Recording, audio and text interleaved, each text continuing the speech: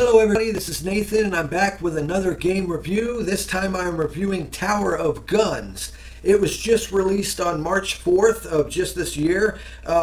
Basically released for Linux, OS X, Microsoft Windows, the PS3, the PS4, and Xbox One. So they made sure to cover just about every damn gaming system you can play this on.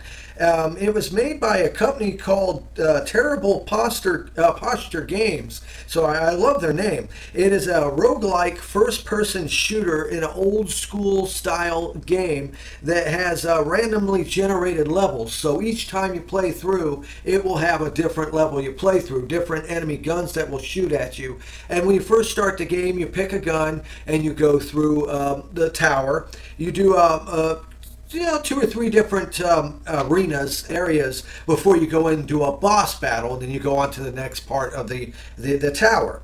And they consider this game a lunch break experience, is what they called it, because it's only about an hour or two long. But with the randomly generated levels and stuff, at first it was really difficult until you start upgrading and unlocking new guns. And as you unlock new guns, you go through, it gets a lot more enjoyable of an experience. Though I've noticed sometimes when you get to a boss battle, it will totally obliterate your ass, but that's not that bad. The main thing is it's got good graphics. I haven't really noticed anything fundamentally flawed with the game engine. It does run off of a certain game engine. I'm not going to say the name because I don't like that game engine, but it's okay because it seems to work fine. It's got a really neat cell shaded graphics style to it.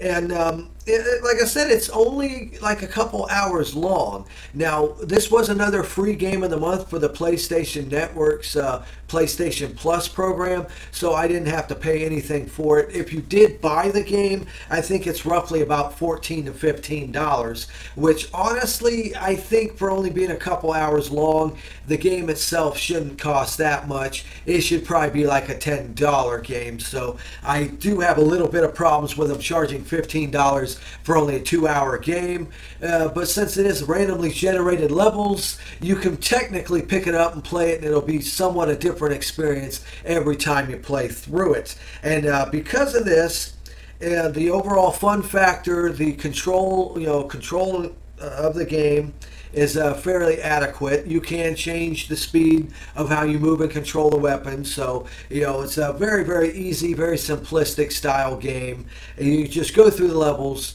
destroy the guns, try to get to the top of the towers.